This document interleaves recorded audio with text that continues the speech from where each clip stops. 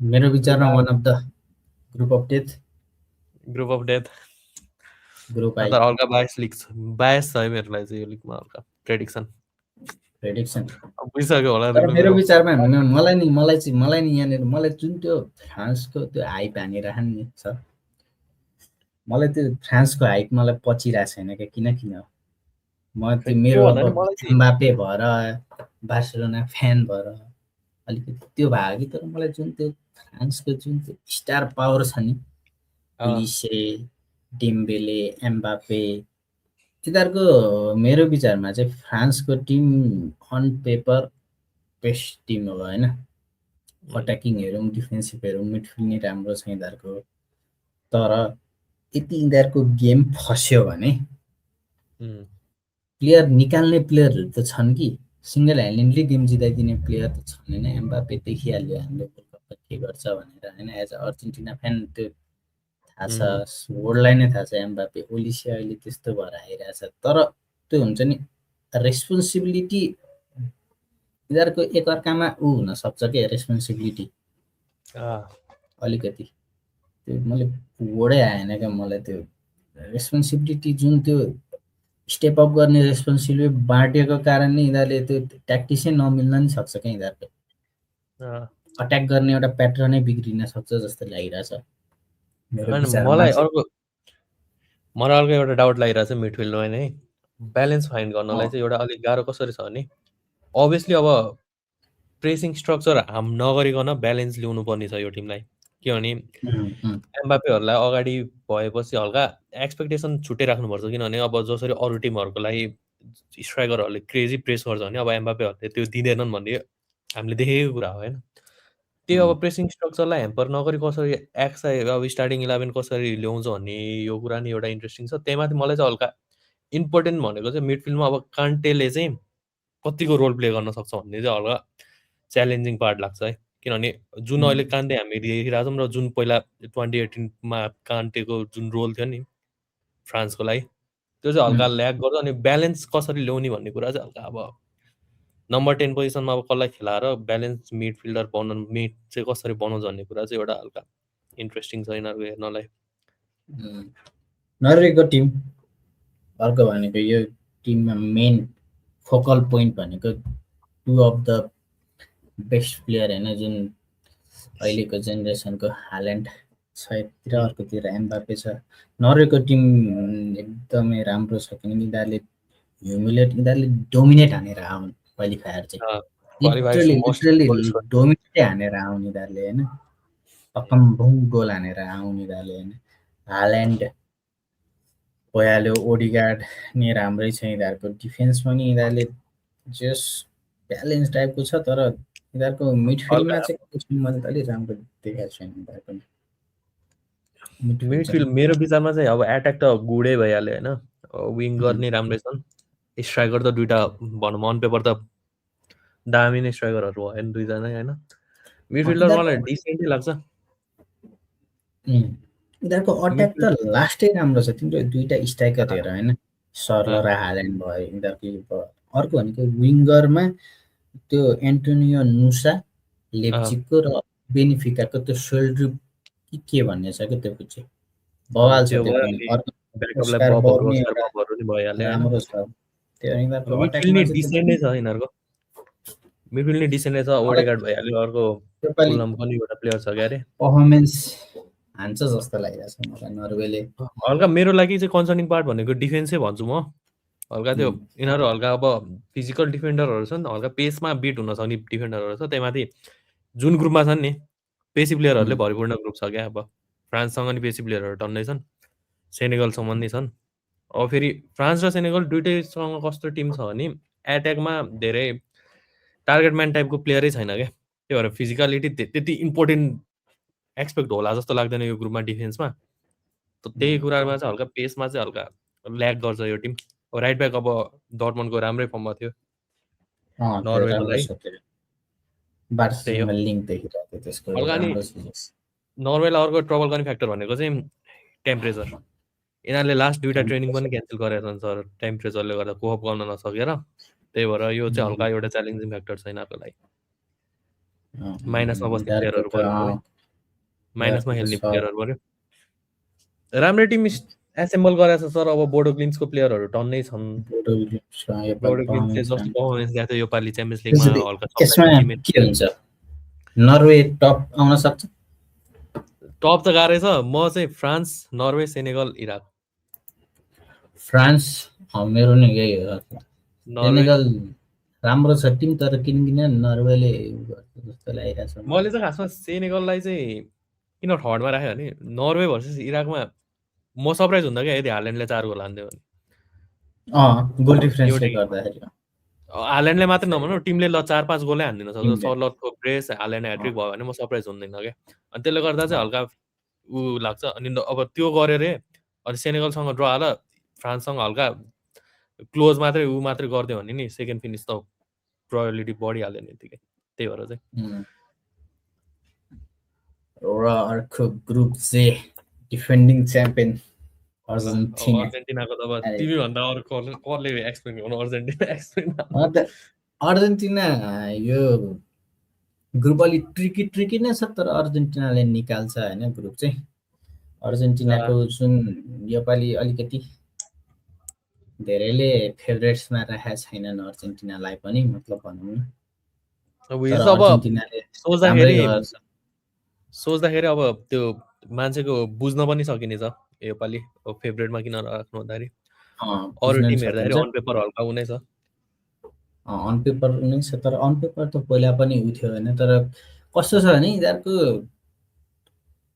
एउटा मेन भनेको चाहिँ यिनीहरूको ड्रेसिङ रुममा एकअर्काको लागि खेल्ने एउटा त्यो फर्स्ट भयो होइन अर्को मेन कुरा भनेको यिनीहरूको फुटबलिङ पनि एकदमै दामी छ कि यिनीहरू काउन्टरमा नि पुरै खेलिदिन सक्छ होइन बसेर डिफेन्सिभ पुरै बसेर नि खेलिदिन सक्छ त्यो प्रेस गरेर नि खेल्न सक्छ मेसीले प्रेस गर्नै पर्दैन आल्भारेज भयो सिमोने भयो डिपलहरू भयो इन्सो फर्नान्डेज सबले प्रेस गरेर नि खेल्न सक्छ र यिनीहरूले फुल पोजिसन राखेर नि खेल्न सक्छ क्या जस भर्सेटाइल टिम छ र धेरै यङस्टरहरू नि आइरहेछ र मेसीको रोल मेसीले कस्तो खेल्छ भन्ने कुरोमा नि डिपेन्ड हुनसक्छ किनकि मेसी भन्दा गेम चेन्जिङ प्लेयरहरू त अरू नै छन् होइन तर मेसी भएपछि त्यहाँ फोकल पोइन्ट अर्जेन्टिनाको धेरै जसो लास्टमा अट्याकमा जाने भनेको मेसीकै लागि नै हो क्या र त्यो कुराले गर्दाखेरि अरू प्लेयरहरूले स्पेस पाउनै नसक्छ किनकि त्यहीले गर्दाखेरि पहिला आल्भारेजको गेम एकदमै राम्रो भएको थियो र योपालि मेरो विचारमा चाहिँ सिमोने चाहिँ खेल्छ जस्तो लागिरहेछ राइट मिडफिल्डर पहिला डिपोलको जुन रोल थियो नि डिपोलले मेसीको नि प्रेस गरेर हुन्थ्यो नि त्यो चाहिँ योपालि सिमोनेले गर्छ जस्तो लागिरहेछ मलाई र निको पाज अनि भ्यालेन्टिनो बार्को भन्ने यो दुईटा प्लेयर एकदमै दामी छन् अर्जेन्टिनाको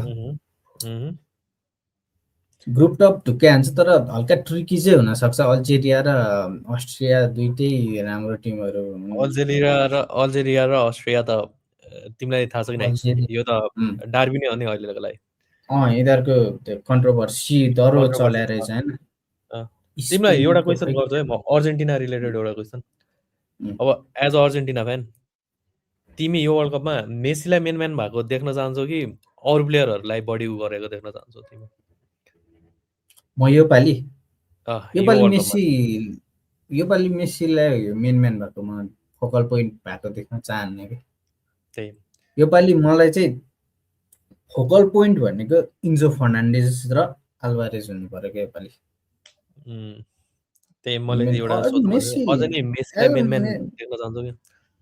मेसीलाई मेन किनकि हामीले कोपा अमेरिकामा पनि देखियो नि त मेसी नहुँदा नि त यिनीहरूले निकालेछन् नि त टुर्नामेन्ट मेसी त्यो टुर्नामेन्टभरि नै खेलेन राम्रो फिटनेसमा थिएन त्यही नि यिनीहरूले निकालेर ब्राजिलसँग नि यिनीहरूले ब्राजिललाई पनि 4-0 जितेको थियो क्या मेसी नै नहुँदा पनि मेसीमा त्यो मेसी पिचमा भएपछि यिनीहरूले धेरै जसो फोकल पनि मेसी हुनसक्छ र मेसी फ्यानहरू वर्ल्डले मेसीलाई नै हेर्छन् तर किन मलाई पालि मेसीको पहिला जतिको पर्फर्मेन्स नहुन सक्छ अरूले नै इन्जो फर्नान्डेज अनि निको पाजलाई चान्स दियो भने र थियागो आल्माडा यिनीहरूले गर्छ जस्तो लागिरहेको मलाई।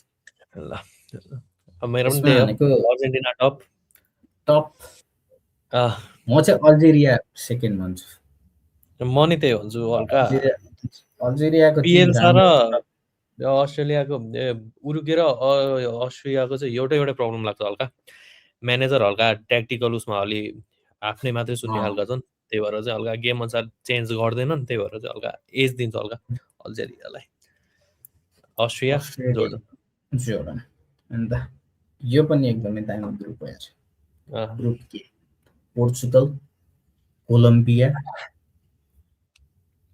Portugal one of Uzbekistan. The best midfield यो फिफा वर्ल्ड कपमा। के अरे one of the best midfield भन्न मिल्छ पोर्चुगलको मिडफिल्डलाई यो वर्ल्ड कपमा। इन्फर्म भनौँ, बेस्ट मस्ट म त इन्फर्म। वर्ल्ड कपको त म त बेस्ट मिडफिल्डै यिनीहरू नै हो। त्यही best midfield, must inform best midfield भन्न मिल्छ यो पालि बेस्ट वर्ल्ड कप। मिडफिल्डै यिनीहरूको हो। तर हल्का अर्को अब भन्दा कन्ट्रोभर्सियल अलिकति कन्ट्रोभर्सियल मतलब कन्ट्रोभर्सियल पिक चाहिँ छ होइन म्यानेजरको। म्यानेजरले कन्ट्रोभर चाहिँ हल्का जाओ नेवेज भन्दा नि रुबेन नेवेजलाई प्रिफर गर्छ मिडफिल्डमा चाहिँ। अब त्यो चाहिँ के गर्छ भन्ने कुरा यो वर्ल्ड कपमा हल्का। जाओ नेवेजलाई तर राइट ब्याक नै खेलाएर देखिरहेको थिएँ मैले अहिले तर नेसनल नेपाली लिगको जाओ फाइनलमा नि हो क्या। त कान्सेलो र नुने चाहिँ हुन्छ होला राइट ब्याक अप्सन। क्यान्सेल हुँदैछ। मैले ठ्याक्कै हिजो गेम नि हेरेको थिएँ होइन, हल्का पोर्चुगलको रोनाल्डोले चान्सहरू मिसाउनु भएको थियो। र मैले अर्को कुरो के हेर्नु धेरै जसो मैले योभन्दा अगाडिको मोरोक्कोको गेम नि हेरेको थिएँ क्या पोर्चुगलको। त्यसमा चाहिँ एभ्री चान्स चाहिँ ब्रुनो फर्नान्डेजले उ गर्ने रहेछ क्या, क्रिएट गर्ने रहेछ।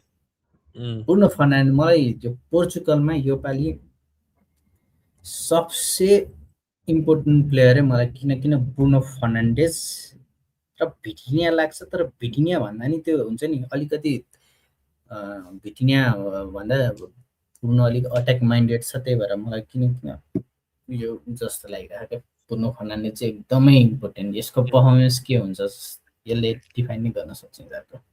र अर्को भनेको रोनाल्डो दादाले के गर्छ। हिजोको गेममा धोबी मिस हानेको थियो होइन। मलाई चाहिँ एउटा मलाई चित्त नबुझेको रोनाल्डो फ्यानहरूको, एज अ मेसी फ्यान मैले बढी बोल्न नि सकेको हुन्छ होइन सर, तर भन्छ नि पोर्चुगलको प्लेयरहरूले रोनाल्डोको लागि ज्यान दिएन, रोनाल्डोको लागि खेलिदिनु पर्यो भनेर। तर के मेसीको जस्तै अर्जेन्टिनाको लागि जुन खेल्छन् नि अर्जेन्टिना प्लेयरहरू मेसीको लागि, जुन त्यो ड्रेसिङ रुममा भाइब्स रोनाल्डोले के त्यही दिन्छ, मेसीको जस्तै दिन्छ। मेसीले त अर्जेन्टिनाको अरू प्लेयरहरूलाई नि त इम्पोर्टेन्स फिल गराउँछ नि त, त्यही रोनाल्डोले गराउँदैन जस्तो लाग्छ क्या मलाई। त्यही भएर रोनाल्डोको लागि खेल्दैनन् जस्तो लागिरहेछ। तर योपालि अर्को फ्याक्टर नै छ होइन, जोटा यिनीहरू त्यसको लागि पनि खेल्न सक्छन्। र यिनीहरूको टिम त राम्रो छ, अलिकति कमजोर भनेको मलाई किन डिफेन्स लाग्छ। यिनीहरूको डिफेन्समा पेस अलिकति डिफेन्समा पेस पनि भन्यौँ। अनि अर्को मलाई डिफेन्समा म अब तिमीले ब्रुनो भन्यो होइन, मिडफिल्डमा अभियसली टिममा मेन प्लेयर ब्रुनो नै हुनुपर्छ जस्तो लाग्छ मिडमा। सेन्टर ब्याकमा चाहिँ मलाई डियाजको जुन यो इन्जुरी रेकर्ड छ नि यो सिजनको, त्यो हेरेर चाहिँ अनि त्यहीमाथि टिम सेलेक्सन हेर्दाखेरि यिनीहरूसँग out and out center back भनेको रुबेन डियाज मात्रै हो क्या, जो पहिलादेखि सेन्टर ब्याक खेल्दै आएको सेन्टर ब्याक भनेको। त्यही भएर अब अरू सबै के अरे रेनेटो भेगाहरू भयो, उनीहरू भनेको ब्याकलाइनमा आइदर साइड खेलिदिने प्लेयरहरू भयो होइन, राइट ब्याक नि खेलिदिन सक्छन्, लेफ्ट ब्याक नि खेलिदिन सक्छन्। तर जुन हामी अब भन्छौँ नि भाइ फिजिकल र सेन्टर ब्याक चाहियो भन्नेवाला सेन्टर ब्याक चाहिँ रुबेन डियाज मात्रै छ।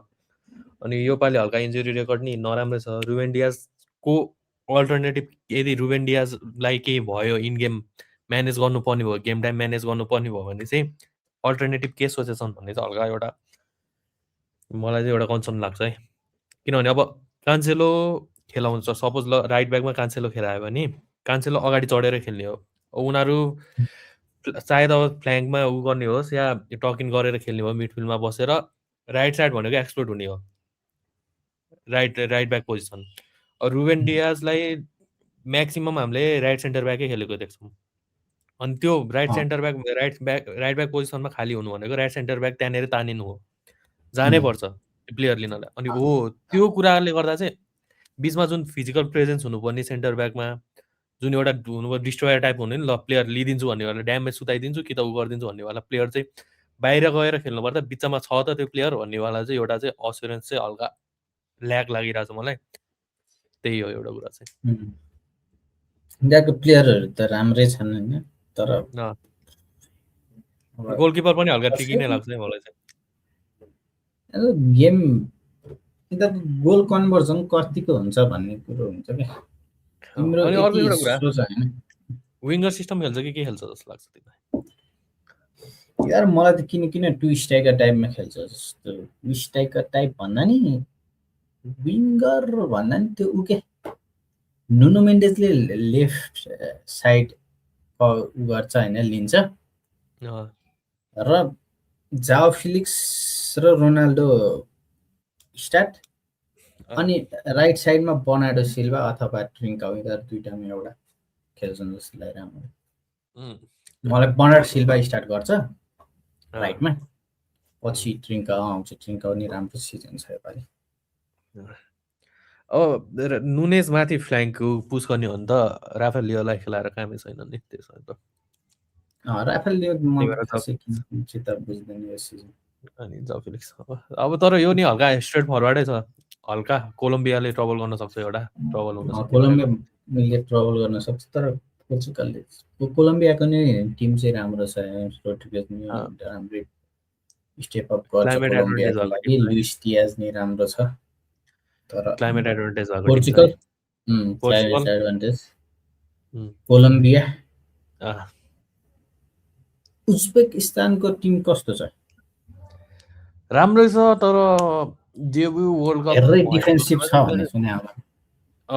5-3 समथिङ त्यस्तो टाइप। अब म्यानेजरै क्यानाभारो भएपछि अभियसली अब सोचन अब खेलाउने क्यानाभारोले आफू जस्तै त्यस्तै खेलाउने हो भइहाल्यो। हल्का डिफेन्सिभ त फर्स्ट वर्ल्ड कप भएर चाहिँ मलाई जहाँसम्म लाग्छ उज्बेकिस्तान चाहिँ हल्का वर्ल्ड कप खेल्न पाउनु नै खुसी छ जस्तो लागिरहेको छ। तर डिआर कङ्गो के छ? डिआर कङ्गो त अब मलाई थाहा नै छैन राम्ररी। त्यही कुरा थियो अब ले चाहिँ नाइजेरियालाई हराएर आएको कि त्यही गर्ला चाहिँ अनगिभन पोइन्ट अफ म चाहिँ अब उज्बेकिस्तानै भन्छु थर्डमा म चाहिँ यसो हेर्दाखेरि। उज्बेकिस्तान र last group England, Croatia, Ghana, Panama. म चाहिँ यसमा यसो फरवर्ड भन्दाखेरि इङ्ल्यान्ड ढुक्कै इङ्ल्यान्ड। क्रोसिया नट क्रोसिया हामीले 2022 सम्म देखेको होला क्रोसिया छैन। अब यिनीहरूले त्यो पहिला ब्राजिललाई अपसेट गरे जसरी अरू टिमलाई अपसेट गरे जसरी अपसेट गर्ने क्रोसिया नै छैन अहिले। सबै बुढो प्लेयरले भरेका छन्। तर फेरि क्रोसियाले जहिले रङ प्रुभ गरिदिरहेको छ। एउटा जाइन्ट उडाइदिरहेको छ जहिले पनि, एउटा जाइन्ट किलरकै रूपमा छन् क्रोएसिया। तर अब ग्रुप स्टेज सर क्रोएसियाको गेमले मात्रै डिटरमाइन गर्छ, बाँकी दुईटा गेमले नि गर्दाखेरि चाहिँ इङ्ल्यान्ड मलाई चाहिँ लुइस हल चाहिँ लानुपर्ने। लुइस हलको मिस चाहिँ हल्का धेरै नै उलाएर, अब त्यो हाम्रो कुरा नि भइसक्यो यो कुरामा। अनि त्यहाँदेखि त्यो भयो लुइस हल, अनि के अरे अर्को मिडफिल्डरको रे नामै बिर्सेँ मैले, एडम वार्टन। मैले चाहिँ त्यही भन्नु लाग्थेँ, यिनीहरूले 3जना स्ट्राइकर लिएर गएको छन् होइन, थोमस चुचेलले। अनि मलाई जहाँसम्म लाग्छ केन 90 मिनट स्योरै खेल्छ क्या सर, म्याच फिट छ भने सबै गेमै।